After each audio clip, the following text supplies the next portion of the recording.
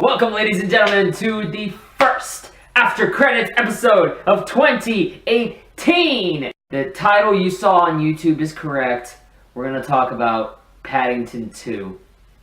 Paddington 2, the sequel to the British family movie of, I think, 2014. It stars Ben Whishaw as the voice of Paddington Bear, the talking bear who loves marmalade, comes from Peru, and has the kindest, sweetest, fluffiest heart. He is the embodiment of a living teddy bear. And he lives with the Brown family, Hugh Bonneville, the dad, Sally Hawkins, the mom, the two kids who I don't know, and Julie Walters as the amazing badass Mrs. Bird. Paddington has been living with his family for a while. He wants to get a birthday present for his Aunt Lucy. He's going to get her this pop-up book because she's not in London, she's back in Peru. So he's going to get her this book to give her some kind of like, oh, this is what you're missing out, and this is a way for you to get a feel even if you're not able to be here. But the book is stolen by Mr. Hugh Grant, who's an actor who's basically playing the Master of Disguise, if less turtly and incredibly less annoying.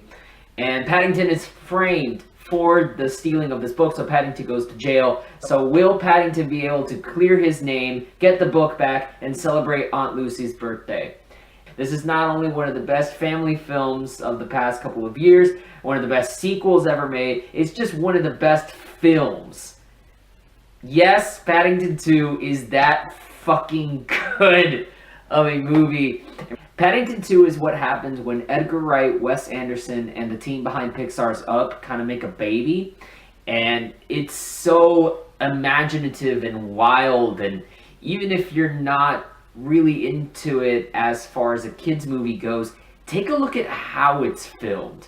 Look at all the different techniques. You've got extended sequences when Paddington and his aunt are inside this kind of storybook, and there are all these pencil drawings, and they're existing in this world.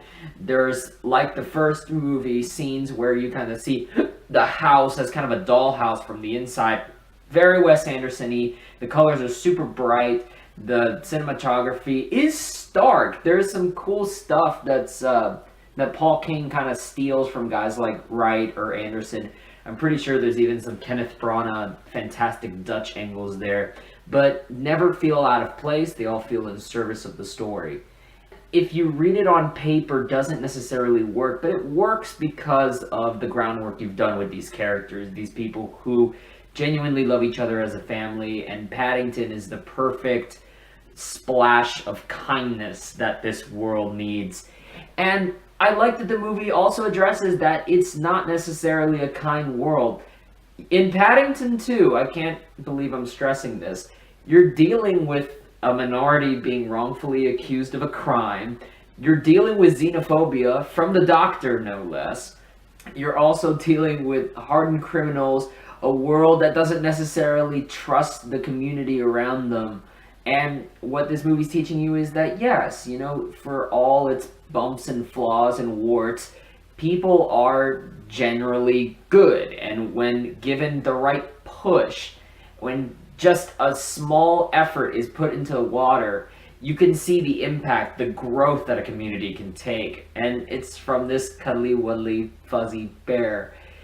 On top of that, it's just a great genre flick. You've got a bunch of slapstick that's really smart. Even if the gags aren't necessarily the most original things in the world, the way that it's built, the timing of these gags, just the levels that it goes to are really, really funny. It's very Hugh Laurie, it's Monty Python, and it balances all forms of that sort of dry banter with that sort of loose, goofy, silly, very expressive bodily humor. I very much enjoyed that. I mean, the first movie had such a fantastic cast of people returning. Hugh Bonneville, Imelda Staunton, Michael Gambon, Sally Hawkins, Julie Walters, Peter Capaldi, Jim Broadbent. And this movie adds Hugh Grant and Brendan Gleeson in, who should probably get an Academy Award for this, because I've never seen Brendan Gleeson be so scary, funny, sweet. It never feels like the material is beneath the actors that are playing them. Also love that the that Paul King has a really good eye for bit roles. Whenever Paddington's in jail looking at all these prisoners, just some of the reactions you get from these guys, especially, I think my favorite one was the Indian guy with the glasses, who whenever he's talking about, we have to get Paddington, or he's like, oh no, Paddington, don't do that. Just something about that guy's face was, again, so expressive and rubbery, even if the rest of the scene was kind of this stiff upper lip, dry banter. Fantastic. The production design, great as always. You can tell it's based off of a children's book because it has that kind of children's book quality. Sometimes you can pause scenes in this, and it looks like somebody... it looks hand-drawn, or at least it has that feel to where the way they tell the story would be the same way that a pop-up book tells a story, but the pop-up book has limitations of 2D that the movie emulates as well. There will be, again, the dollhouse scene, like, you could pause it, look throughout the whole frame, and kind of get the point of the scene. There will be something in a cathedral where it'll stop, show a scene that we've already viewed from overhead, and you'll be able to get information that way too. And it's all just meticulously done, and it's something that's really a marvel and a treat for the eyes. And before I go into my final thoughts, the ending, devastating in the best way. Just this purest, heartwarming, it made me violently sob. This movie takes all these wonderful characters that you've grown to like from the first movie, develop them into this one, and when you see what this movie's building towards, you're there, you're already with these characters. So for me, it was just a perfect release. The last 60 seconds of this movie is probably going to be the most emotional 60 seconds I'll feel for the rest of the year. So with that, final thoughts, I think it's really appropriate. Whenever I started the 6-star rating system, when I was writing these reviews instead of recording them, the first 6-star I ever gave was the original Paddington.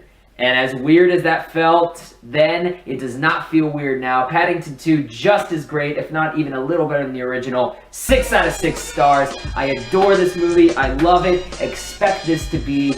If this isn't on the top 10 list, then my God, 2018 is surprising the shit out of me, because this brought me to a wonderful, childlike, vulnerable, honest place that gave me the biggest ray of hope in the most disturbing, fucked up world that we live in. If you haven't seen Paddington 2, go see it. If you've seen it, let me know what you think in the comments. Like, subscribe. I've got 30 seconds left. Shit! We got Facebook, Twitter, and Instagram if you want to follow us on there. Next time, we're going to be talking about the Oscar nominations that just came out, and we're going to be playing a little game, me and Liam, so definitely keep your eyes peeled for that. But until next time, Paddington 2 for Best Picture, 2019 Oscars. 10 seconds in, and I am out. Later!